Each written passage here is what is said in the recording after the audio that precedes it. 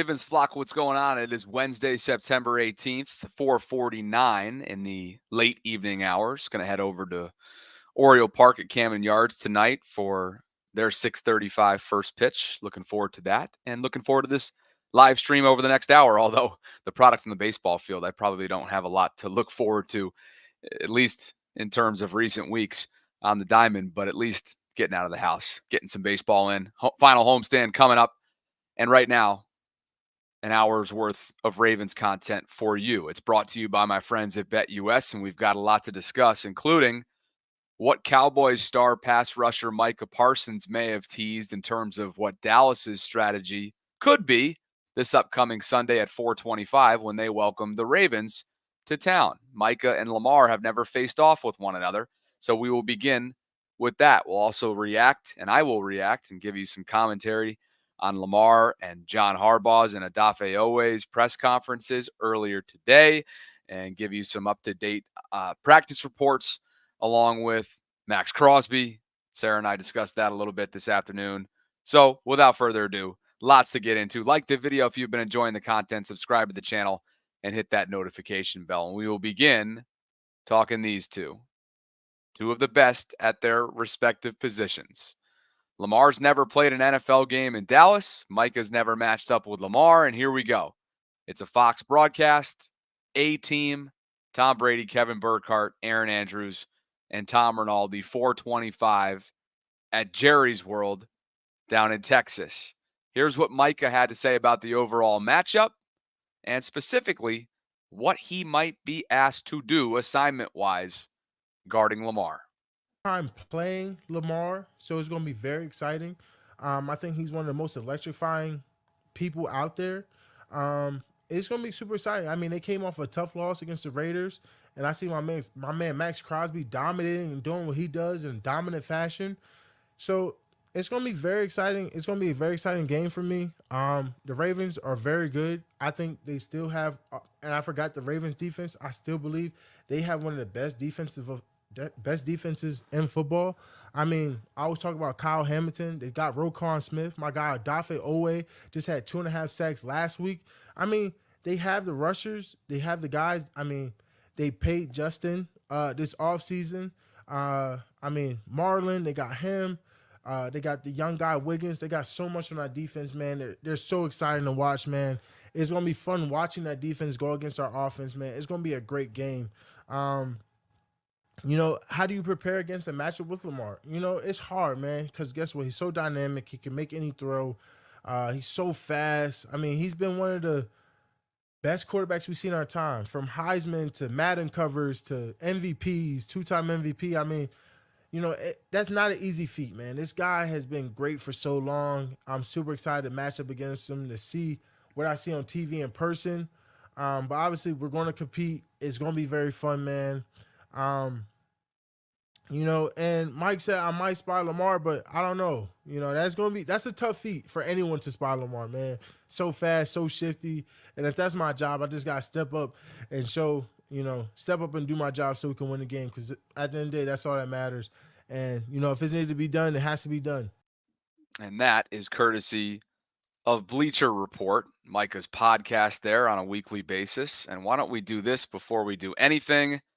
The injury reports for Wednesday just came out a short while ago. So let's do a screen share and bring this up, and we'll do a little bit of real-time reaction. How about that? Skip ahead a little bit. I wasn't going to get to the practice notes until a little bit later on in the stream, but let's keep it fresh for you guys. Here's a look at it. In terms of the Ravens, Nate Wiggins, Kyle Van Noy, Ronnie Stanley, Adisa Isaac, Deontay Hardy, Kyle Hamilton, Jalen Armour-Davis, and Big Salah all had something related to being either limited or not participating whatsoever. The DNPs were Wiggins, Van Noy, and Ronnie, along with this thing's a little bit off here because of how long Salah's first name is. So it looks like Salah's was okay. So Salah, Jalen Armour-Davis, and Kyle Hamilton were all DNPs as well, with Stanley, Van Noy, and Wiggins. So Hardy was limited, and everybody else was a DMB. Okay. All right. So some of these are personal. I know Jalen Armour Davis's is personal. Let's see. Kyle Hamilton's dealing with the back designation. Adisa Isaac was a full participant. It's nice to see. He's been dealing with a hamstring really all summer and into the season.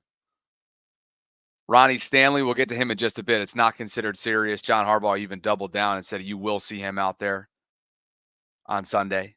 KVN, probably a vet day. Wiggins, I don't know. He's missed a lot of time.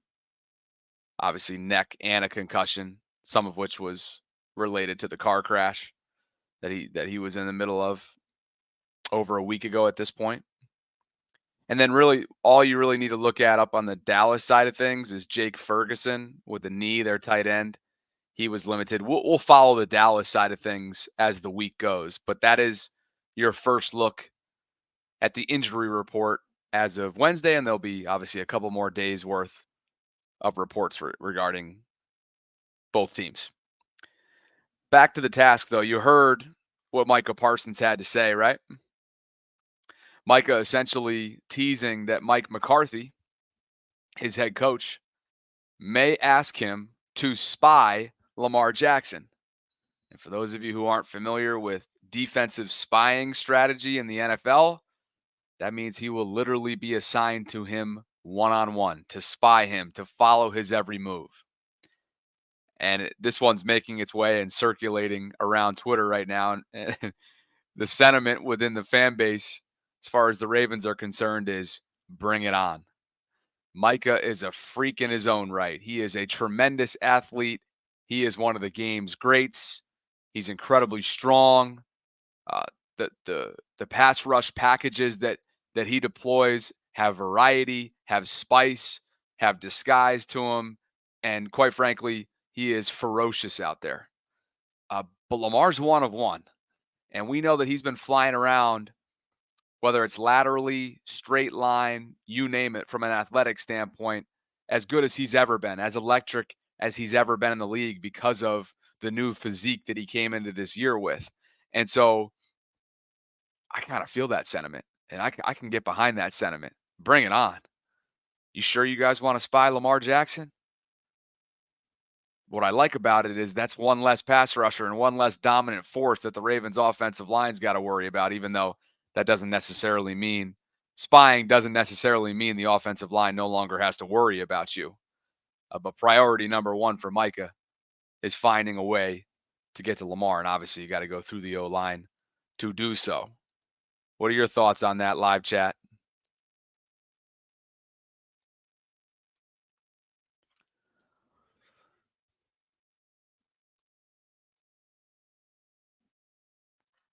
Also, earlier today, Mike McCarthy was asked about facing Lamar, and he had this to say, quote, well, he's dynamic, number one.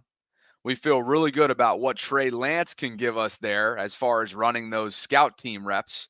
And Cooper, their other backup, Cooper Rush, will handle some of the other things as well. Lamar is a dynamic player. We all remember the Trey Lance story. Didn't work out for him in San Francisco, ended up being traded to the Dallas Cowboys last year. I think it was last year, if I'm not mistaken, within the last 2 years at the very least. So, look, nobody simulates Lamar. This goes back to 2019 when he was really breaking out and everybody had no clue how to prep for him. I remember doing every single week, checking in on the opponent's media coverage, whether it was the head coach, whether it was the defensive coordinator, whether it was star players on the defensive side, and everything. Every time Lamar came up, of course, their simulation plan, their simulation strategy would come up throughout the practice week. And I just always remember smirking to myself because still to this day, 5 years later, and this is his 7th NFL season, there really still is no way to properly simulate him in preparation. At the end of the day, that is it's about as advantageous as it gets from a Ravens perspective. By the way, I did just see, and I lost my train of thought for a second because I kind of glossed over the injury report for the Cowboys, but Mike Garafolo of NFL Network is reminding me that I should probably go back and look at this. a little bit closer because it looks like CeeDee Lamb and Trayvon Diggs, wide receiver and cornerback for the Cowboys, did not practice today with ankle and foot designations. So it wasn't just Jake Ferguson that you should be looking at. So we'll have to follow those things over the course of the next couple of days. I didn't mean to gloss over that. We'll continue the Lamar conversation and check in on what he had to say today at his press conference that wrapped up just an hour or so ago. But before we do, this episode is brought to you by my friends at BetUS. And right now at betus.com, as I've told you about in recent days, they are offering a 150% sign-up bonus on the first 3 deposits. And all you have to do is use the promo code YouTube150. That is YouTube150. BetUS.com is where you get started. I'm looking right now. This is a pick'em game between Dallas and Baltimore. Pick'em. Meaning Vegas is not sure. There's no clear favorite. And perhaps that ends up being the case. And hopefully it's a closely contested ball game with the Ravens getting in the win column. But the over-under is set at 48.5. And on betus.com right now, you've got a slew of different game props that you can throw some money around on. Total touchdowns for the Ravens, total field goals, the time of first score, team to score last, team to score first. I think it's going to be a high-scoring affair. So this week I threw a few bucks yesterday on both teams to score 24.5. Not that I don't have confidence in the Ravens defense, but after what they showed me getting gashed a little bit when it mattered most against a lesser Vegas team and a lesser Vegas offense, I just don't have a ton of confidence. So anyway, check it all out. BetUS.com, promo code YouTube150 for 150% sign-up bonus. I just want to say thanks to BetUS for sponsoring not only this episode, but my entire channel all football season long. Let's keep it going. Lamar had this to say, and of course, Sarah transcribed it on Twitter. Follow her at SG Ellison, my co-host. He never pointed his finger at anybody for their 0-2 start during today's presser. It was by the way, a very quick press conference, very short press conference. And not one question was related to the offensive line. I don't understand. How can that be? Anyway, Lamar said they're close to showing their offensive identity, but they need to clean up some small things, including penalties. And he also pointed the finger at himself. Quote, "We're beating ourselves somewhat. Even me making little missed throws. We just got to fix those things and we'll win our games. We had one of our best days in practice of the season today. It starts in practice. We keep going on the right track and we'll come out victorious." This sentiment, this self-inflicted comment, this beating ourselves comment was echoed not only by Zay, not only by Adafe Owe, not only by everybody who's pretty much spoken with the media in recent days, but Lamar himself, and he sets the tone. And he's right. It's been self-inflicted, and it is correctable. And that's what gives you hope and optimism that the Ravens can figure this thing out quickly. And they'll have to over the next 3 weeks with Dallas, Buffalo, and Cincinnati looming over the next month. I appreciated QB1's accountability here. And to be quite honest with you, I don't recall hearing or seeing that kind of selflessness, that kind of leadership from his head coach during his 2 press conferences this week. It was refreshing accountability displayed by Lamar here. And I was surprised that John Harbaugh chose not to take a little bit of ownership for what's taken place in recent weeks to kickstart this season, because it hasn't been good enough. And in the case on Sunday against the Raiders, it was quite frankly inexcusable. And you want to know what made it even more excusable earlier today? When I was watching The Rush, which is Max Crosby's podcast, the game wrecker from Sunday, star pass rusher in Vegas, and he shared this statistic on what the Raiders were actually able to accomplish on Sunday in a streak a very notable streak that they broke. And there's no, they earn the respect that they get. You know what I mean? At the end of the day, they were the number 1 seed last year. They have, the former MVP, the reigning MVP, should I say. And they got a lot of great players, great defense, going to their house in Baltimore. And yeah, it was just a gritty ass win, and we found a way, and we never gave up. Coming back, I think I saw a stat as well that the last 49 times the Raiders have been down 10 in the fourth quarter, we've lost 0-49, and we broke that. So that was major. So big shout out to the whole gang, the whole squad. I can go on and on about player for player, but yeah, that was a major win, and we got to keep winning. Oh my Lord. The last 49 times the Raiders have been down 10 in the fourth quarter, they have lost. They were 0-49 until Sunday. And they broke that streak. And John Harbaugh's face that you see right here is all of us. It's not good enough. And it's been a disturbing trend since 2021 that Harbs and company, with at least 7+ point leads in the fourth quarter, have lost 10 games, have coughed up that kind of lead, that kind of cushion, 10 separate times between 2021 and Sunday. It's got to get changed. And if it doesn't, heads will roll. More from today. Sarah putting on her transcription hat. Lamar was asked how he keeps belief in the team despite their slow start. He said, "We're not moping around. Our guys are not doubting each other. We got to go out there and get it. We got to make the fan base happy. We got to make ourselves happy." Very simply put, but I think we all understand. We all appreciate the message in which Lamar is trying to get across. As for Zay Flowers, Jonas Schaefer and other reporters on the local beat caught up with him in a scrum in the locker room. And Zay said that today was the best practice so far, referring to Lamar's comment, because of the following, quote, more communication, more people just being truthful with each other. Truthful with each other. That certainly makes you think. What's up with that? Zay, of course, has undone his repost from late Sunday night when he retweeted someone's feedback on Twitter.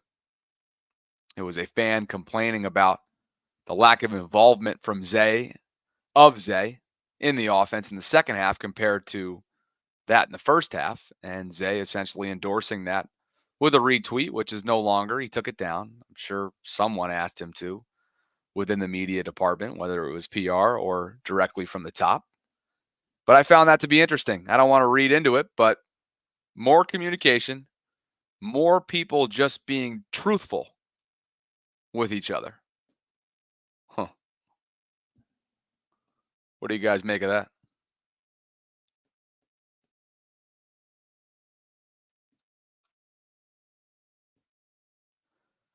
It is interesting.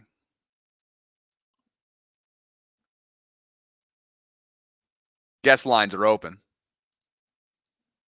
Just drop the link in the live chat if you guys would like to share a thought. Injury report is out. And you might be wondering what the heck's going on with Ronnie Stanley, who did not participate today. John Harbaugh noted, just first and foremost, that Ronnie will play Sunday during his press conference. And then Jeff also making comment that Ronnie grabbed his lower leg a couple of times early during Sunday's game, but he finished and he looked fine afterwards. Could just be taking an extra day. And Jeff also noted this is his first missed practice all year.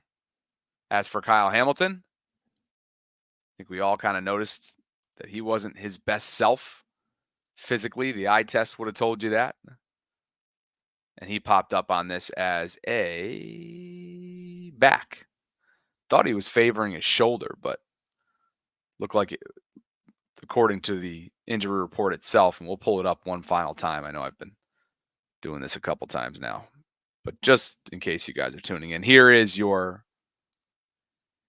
official injury report as of today, Wednesday. Salah Amuvai Laulu, personal. Jalen Armour Davis, personal. Kyle Hamilton with the back. Deontay Hardy was limited with a calf. Adisa Isaac, full participant with a hamstring. Perhaps he could be making his regular season NFL debut. Ronnie with the ankle. KVN with the eyes/groin. I'm sure he'll be good to go. God, if he can handle playing after a week in which he fractured an orbital, I think he'll be good to go Sunday. And then Nate Wiggins. This is probably most concerning, just because since the car accident, he's not only dealing with a concussion, but a neck as well. And we know how important he is. So Nate looks to be still in concussion protocol, leaving his status for Sunday hanging in the balance. And we'll follow more on Dallas. I'm trying to get Tom Rinaldi to come on the show with us Friday, since he's going to be the sideline reporter. Love that guy. Absolutely love me some Tom Rinaldi. Live chats are open. Call in. Give me a thought where you're at. William, you ready to roll? Manuel, you guys are right. Manuel and others will be after. I'll throw the link in there once more if you'd like to, and let's see what William has to say today. Welcome in, my friend. How are you? I am perplexed and a little bit worried, Bobby. That right side of the line is at this point. I'm not even thinking about like Garrett and Parsons. I'm thinking about just your, second tier, just solid defensive linemen just being able to come through there and schemes just becoming, a little more easy to get to Lamar because like Max Crosby is an amazing player, but I feel like with Falele, with the guy who's basically supposed to be a tackle, he doesn't have the speed to catch up with those like with the crossing patterns when you have like the play where Crosby came in and just whiffed right through him. Like I feel like they could just scheme that up with certain players on teams, and they'll be able to just do that at will. And I don't see Lamar getting to the end of the season if he keeps getting hit like he did up the middle, like he did with Crosby, like as you see right there. Perfect How example. about this photo right here, guys? And then just in case you weren't on our lunch hour stream earlier today, I shared a couple clips from Max's most recent podcast, and he broke down both sacks that he had on Lamar, one in the opening quarter, one in the final. And this one, in the final, I don't know if this screenshot was in the first quarter or the fourth, but this specific clip right here, in terms of his quote, was from the fourth. And he was matched up, of course, with Faalele, and he said, quote, "I came screaming, and the guard, he shot his hand a little too late, and I kind of just jumped through the gap and came in scot-free. I got there so fast that Lamar, you could tell he was not expecting it at all." William, he also said things like that he was so incredibly excited. It was an out-of-body experience, scot-free, phrases that you don't necessarily want an opposing pass rusher saying because he's had a direct free shot at your mega deal franchise quarterback. If there isn't a change made by Sunday, that to me is just a blatant disregard for Lamar's health. There's got to be a change. I don't care what it is. I don't even care if it's Ben at this point. Shift McCary down, give Roger the full-time opportunity, or just give Ben an opportunity to come out of the freaking doghouse. Something's got to change. Faalele is an experiment, and you should not be experimenting with Lamar's health at stake. Like I think I don't know if it's a difference like somewhere between like we've gotten too comfortable with the fact that Lamar has just been Houdini his entire career, where it's like guys have been able to come up or come around or whatever, and he's just whiffs them and makes like a 5 or 10 yard play where it should be a 15-yard loss. You see that a lot of times. You kind of get a little bit too comfortable and you kind of rely on him just to make, magical play after magical play. But this is not going to work out too, especially since he's lighter now. He got lighter so he could be faster, but that also means at that lighter weight, he can, look at that picture. You're not going to want to have that happen to Lamar, once or twice every game. You're not going to keep him in the game. So even if it means trading, even if it means free agency, even if it means having to go get someone, have to, restructure a deal so you can bring in some more money. We need someone to come in and fix that right side, because it's not just affecting him. Like, Henry can't even run with this line. Like, that's the whole point of bringing him in, so that he could come in and like actually help Lamar. And neither one of them are getting any help from the right side of that line. I mean, honestly, this is why I was hoping they had drafted that kid Cooper, that guard that came out this year. Like, he was a mauler. I like that guy. Like, that's definitely somebody that we could have used, but I digress. And last thing, if anything happens to Lamar this season, I feel like that's it. Like, Harbs will have to go. Like, you've let your ego or whatever it is get in the way, and now you not only destroy the season, but now you put a player that you put so much money in, his health is now in jeopardy for the forthcoming future, which only will get worse because more of that contract, as it goes on, it's going to take away from our ability really to like add players. And now he's hurt. So I honestly, I'm not sure what the contract situation is in Kansas City. I heard they just might have re-signed him or whatever, but I would have loved to have seen them make a play for Spagnuolo as head coach, or have kept McDonald, one of the two. William, thank you for the call, brother. Appreciate you for dropping by. No problem.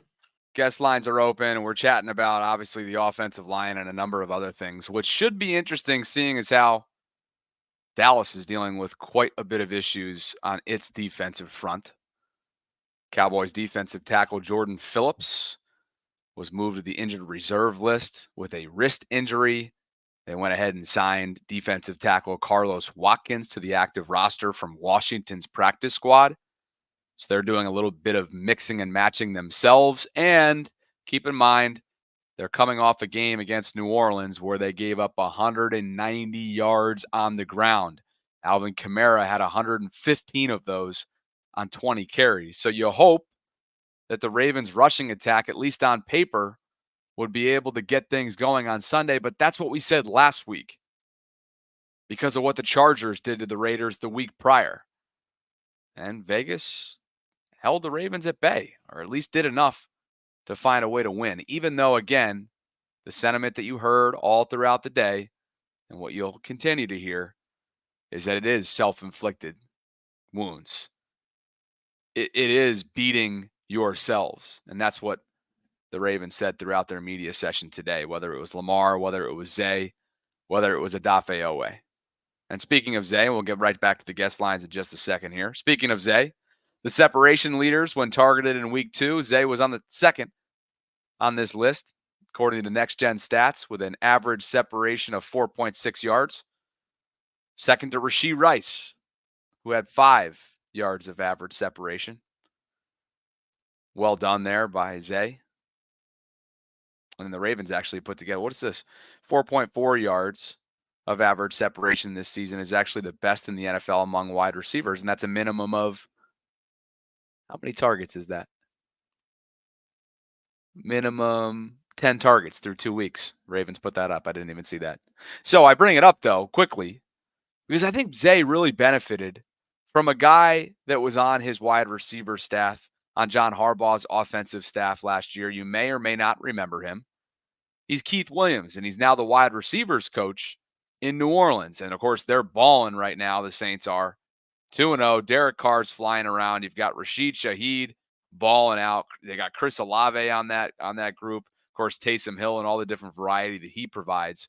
But listen to what Devontae Adams, who the Ravens just got smacked by, had to say about his personal trainer, somebody who he works with as a specialist in the offseason. And then consider just how important it was maybe for Keith to be around last year in Zay's rookie year. Shaheed, and you said something about best coach. You got the best coach over there. Who, what, why, where, what? receiver coach. My receiver coach from Fresno State is he's over there. He was with Baltimore last year or the past few years. So he moved over there, and now he's the head receiver guy, and he's getting to work with him. And we talk about technique, mindset, and all of the stuff that he helped me develop to, be in the position that I am now and have the type of career that I've had. And, I can attribute a lot of that to him. So you see the development in Rashid's game and what he's continuing to do, and it's fun to watch. So it's only going to get better. High praise, and he was plucked. He was plucked from Todd Monken's and John Harbaugh's staff this offseason. Now he's the wide receivers coach in New Orleans. Of course, Greg Lewis, wide receivers coach in Baltimore, so they didn't necessarily need Keith, but he was a non-traditional hire that John Harbaugh made a couple years ago, paid dividends. I think it really paid dividends for Zay Flowers right out of the gate. Back to the guest lines. They are open. There is a link that's included in the live chat. We'll go to Manuel and then Taurus. What's going on, fellas? How we doing? Hey, we're doing good. We're doing good. You keeping your head above water this week? Yeah, as much as I can. How is it Wednesday, by the way, already? I just can't believe it. The NFL weeks, boy, they are just, my dating takes a back seat. Family life takes a bit. No, I'm just kidding. Family's always first. But things like, and not fitness, not until primetime weeks, but like fitness sometimes can take a back seat. Nutrition can sometimes take a back seat if you're just trying to get quick meals and go to freaking Chipotle. I hate Chipotle. Like, these freaking NFL weeks are nuts, Manuel. Anyway, continue. I understand you because where I work on security, we got seasons that it's just, hey, a client wants this, a client wants that, and you got to rush it. And sometimes you don't have it, you don't have a break until night, and it's not even a rest because you're thinking about next day. Yep. So what are we thinking? What am I thinking? I'm thinking Big Country is in Harv's doghouse. Because, and I think more evidence of that is not a single question on this interview. And I think they were told quietly, don't ask about the O-line. Don't ask about the O-line. Because I think it was not only last week, but this week, on the loss yesterday. And it's like O-line questions. I think Harbaugh has gotten tired about it, and he wants his way, and he won't put Ben Cleveland in. Okay, you don't want Big Country in? Switch McCarry to right guard and let Rosengard be the right tackle. That's it. If he's on your doghouse, do that switch, and we'll see. If it works even better than Falalele. Because even if you switch Falalele back to right tackle, he's too slow because you put him too much weight on him.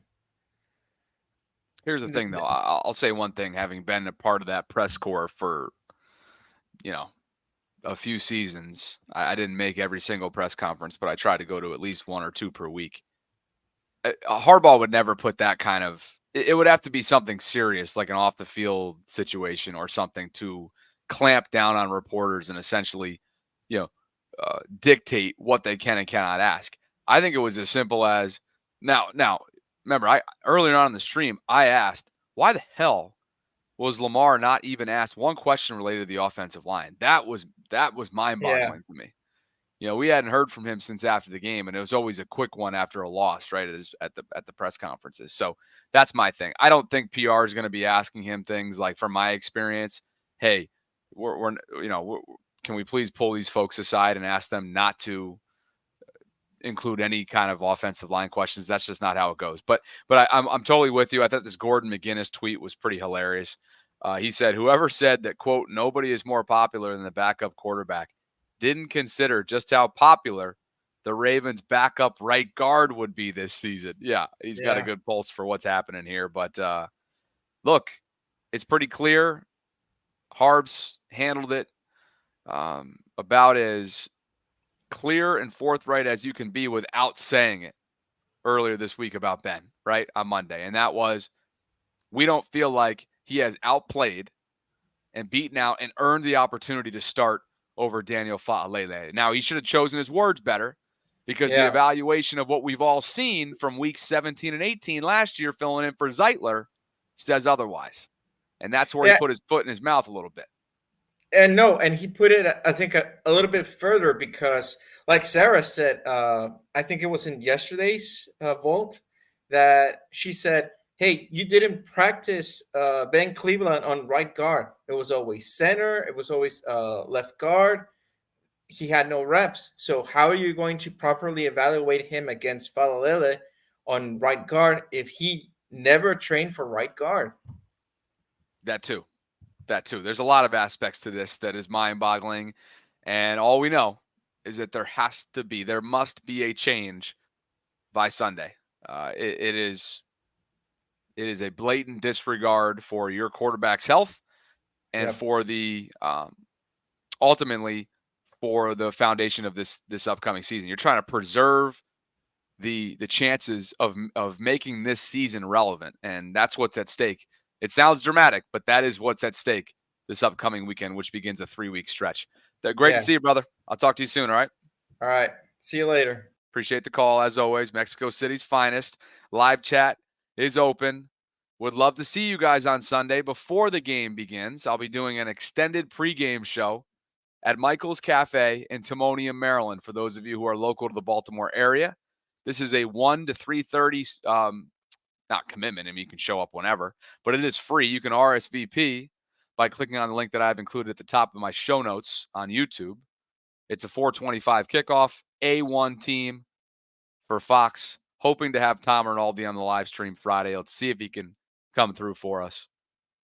Would love to see you guys out there. And I also want to make sure to give these guys their due, because today, TEASES and Marshall Yanda were officially nominated for the Pro Football Hall of Fame in their first year of eligibility. They became 2 of 167 modern era players to be nominated. Competitive class. They got some big names in that class with Eli Manning and others. But congratulations to both men. They obviously both belong in Canton. Unfortunately, I think because of Marshall's position, I think he'll have a tough time on the first ballot. Sis is a no-brainer, if you ask me. Back to the guest lines. This guy's becoming a regular. I think he thinks he's a part of the show or something. Is that right? Yeah, Bobby. A little bit, man. I might be a step in. If you and Sarah both out at the same time. Hey, there we go. I'm going to start taking vacations and hit you up. That's too much, Bobby. Y'all be doing it 3 times a day, man. That's too much, man. We'll be studying the hell out of you, see what you're all about in front of the camera. Yeah, man. I'll be all right. But yeah, man. I don't have too many takeaways just this moment, but I just want to speak on the fans, even myself to a degree, that's asking for the Ravens to either trade somebody or do whatever they have to do in order to bring somebody else in. The issue I have with that, in all honesty, we could bring in I don't know, anybody you want to name, legend that's not even playing no more. Who cares? I don't believe that's going to solve everything. I wholeheartely believe it all comes down to who John wants to put out there.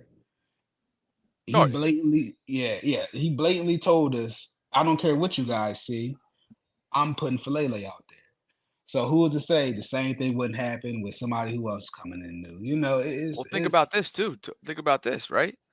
God rest his soul. We miss him dearly. Joe D is no longer around. And so when you bring in George Warhop, who's got 40 years of coaching experience, great. Like that, respect to you. Salute.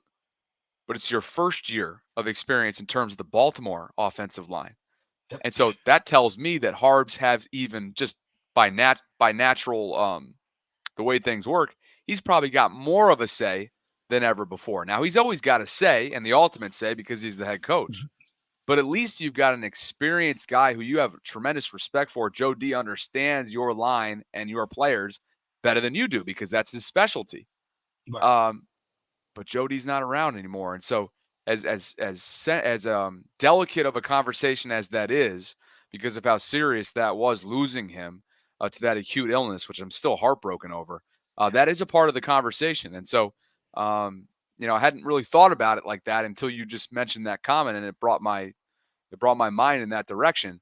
But yeah, Yeah. ultimately, this is Harb saying, you better believe that something took place between Harbaugh and Cleveland and the coaching staff, something that has Harb's feeling some type of way. Yeah, man. A similar situation happened, but wasn't as public. The only reason I knew about it is because Daniel Brown spoke on it himself. But it's documented. But Harbs can get a little disrespectful in practice sometimes, and I don't know if Ben just didn't take a liking to that and said something. Who knows? But again, if you can't separate your emotions from making sound decisions when it comes to game day or even a game plan, I mean, what are we doing, man? And I hate. I don't have no experience. I've never been in the front office before, but like, I'm trying to figure out where's the line here. This dude went from calling us at the end of the bar to if you don't want to play for us, have fun lining up against us on Sundays. To I don't care what you guys see out on game day. I value practice over game day. Like what are we doing? Like, this dude is just literally just putting baby in the corner, man. For lack of better words, like what are we doing, man? To be continued, my friend. Appreciate you calling in today. Yeah. Thank you, Bobby, man. I appreciate it, man. Looking forward to your feedback, man. Catch up with you soon. We got more coming for sure. Guest lines are still open. I wanted to talk about this. Kyle Barber did a good job of tracking Ravens replacements versus departures from a year ago. And this is all according to PFF grading. So you see, he's got PFF overall grades, PFF run defense, PFF coverage grades. You see all the different things here. And he looks at several different combinations. First, at safety, Eddie Jackson, so far, just about equal to Geno Stone and what he's done in Cincinnati. Trenton Simpson versus Patrick Queen's beginning in Pittsburgh. Trenton takes the cake. He's got a 53.3 overall grade, 61 against the defense, I should say run defense, and a PFF coverage grade of 47.9. You see where PQ's numbers are. Not great. Adafe has the edge over Jadeveon Clowney right now. Again, you also need to keep in mind that Jadeveon is playing for a horrific team with not a lot of talent around him, and that was not the case last year. He had a ton of talent around him and was a key contributor for Baltimore. Now he's in the midst of a quarterback purgatory, a team that's going to struggle to probably get 3, 4, 5 wins this year, if any at all. And you're not competing on the other side of 30 for Super Bowl championships. That's tough. But Adafe's got Jadeveon beat through 2 weeks. Andrew Voorhees falls to John Simpson just through a couple weeks. John is now in New York. Daniel Fa'alele, of course, is inferior to Kevin Zeitler. Kevin now in Detroit. Solid, stable as usual. 73.3 overall. 67.7 in the run blocking. And a 76.7 in the pass blocking. That's exactly what they got from him last year. Just similar stability, similar longevity. And then Patrick McCary actually has Morgan Moses beat as of right now. Again, this is through 2 early weeks. But good stuff here from Kyle, kind of comparing then and now. A lot of talent walked out the door last year, and that was not just from a player perspective. A lot of that had to do with obviously coaching-wise. He also noted that Oweh's pass rush grade is top 12, while Clowney has the lowest pass rush grade of any edge defender. Trenton Simpson's run defense, and that grade is 30-plus points higher than PQ. Fa'alele is far behind Zeitler in all categories, no surprise. And McCary outperforming Moses in pass blocking by 20 points. Those are some of your takeaways in terms of PFF, which is not always the be-all, end-all. But that's what they have going on over at Pro Football Focus. Back to the live chat we go. Back to the guest lines we go. Judah, talk to me. What's King. going on? Is that your actual first name, by the way? No, you don't want to share. You don't want to share your. Okay. What do you want to be called though when I hit you up? You could just call me Judah. All right, Judah. That's cool. Yeah, that's cool. Some of you guys have like random names. I'm like, do they want me to call them by their first name? Do they not? Do they? So anyway, Judah, what you got today? Yeah, man. I was just listening to the brother Eye of Horus Taurus, and I agree with him about the hardball take about he just stubborn. And I don't know, it was another Ravens content creator. I can't remember who, because I listened to all of you guys, but they made a great point about John Harbaugh, and I agree completely. It seems like John Harbaugh is so stubborn that he'd rather lose doing things his way than to win if it means he can't do it his way. And I'm starting to see that. Like, I just think he has a way that he wants to get things done. And he's gonna do that at all costs, almost to the point where I look at this guy, when we lose a game, nobody is more happy than John Harbaugh when we lose a game. I mean, John Harbaugh seems to be in a better mood than the team that actually beat us. Because I don't know, man. And I understand that, it's about optics. And, John is not going to be up there throwing a temper tantrum. But at the same time, man, I don't think he takes losses seriously enough. And that's why we keep seeing the same decisions over and over again, because at the end of the day, nobody's going to grill John Harbaugh. ESPN isn't going to go in on John Harbaugh. He's completely safe from criticism, and he's safe from losing his job. So at the end of the day, why would he care? Why would he change anything? And that's just my opinion. Oh, go ahead. Well, no, not to cut you off. I think that oftentimes, and myself included, are guilty of assuming that John has this like leash that is as long as friggin' Thames Street in Fells Point. Like, and don't get me wrong, I think he and Steve have a tremendous relationship. And we've seen how the Harbaugh hiring system has gone. He's held on to some of his guys for too long in the past. And perhaps Bisciotti may end up being that way as well. Remember, Harbaugh has 2 more years left on his deal. Right. This year and next year. He is under contract through the 2025 season. And Steve has been on record for saying in the past that he doesn't like his head coaches being lame ducks if it doesn't make sense for them to be. So anyway, what I'm getting at is it's really difficult to, because of how invisible he's become, Bisciotti, and in private he's become in recent years with no more press conferences. It is really hard to gauge. Whereas in the past, around the Lamar era beginning, you had more of a feel for like, okay, like there actually was consideration back then prior to Lamar and at the end of the Joe era of firing John Harbaugh. But now it's a tough gauge because of how behind closed doors he is. Got you. Well, again, like I said, that was just kind of my opinion on it, man. I appreciate the time to talk to you guys, and hopefully we get a win, in our next game. Hope so, brother. Appreciate you as always. Thanks for chiming in. Sorry, I'm multitasking as well. I got my freaking brother hit me up. He's a senior in college, bitching about how he's getting down to the game tonight. We're going to the Orioles game, so I got to go handle that in a second. But appreciate you, man. And safe travels. All right. All right. Later. Guest lines are still open. How can we not talk about this, being that I am going over to the O's game? What a freaking disaster. Craig Kimbrell, destined for Cooperstown one day, no doubt, was designated for assignment by the Orioles today, a day after allowing a career-high 6 runs against the lowly San Francisco Giants. He finished with an ERA of 10.59 in the second half of the season and a 5.33 ERA for the entire season. He was eligible. He was at least looked at as a candidate to be an all-star in the first half, gets snubbed by some folks' estimations, and then just plummets in the second half.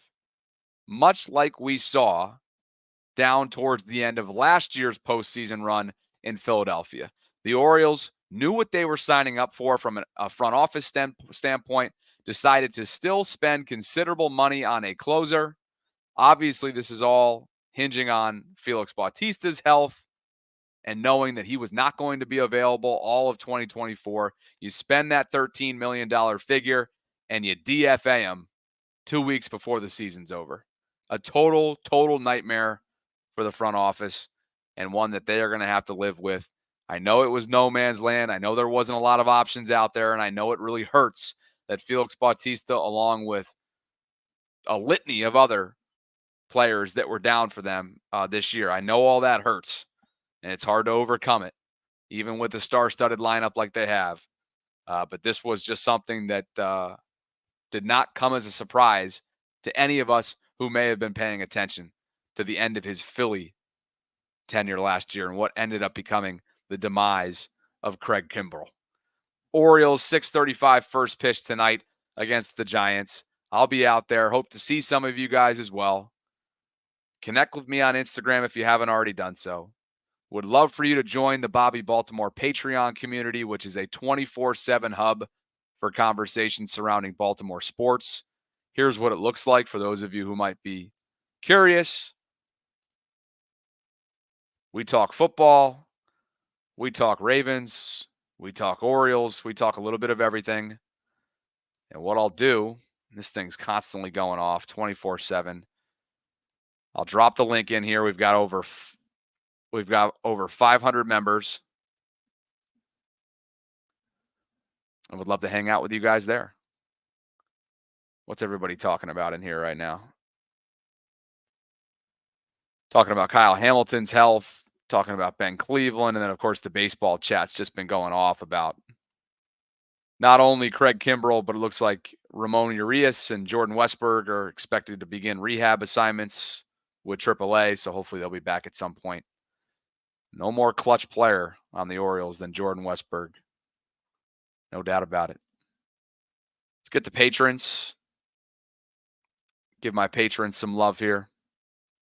Kevin Malarkey and DeSales, thank you both for believing in what I'm building. I appreciate the support and commitment and investment that you make in my channel. Appreciate you believing in me.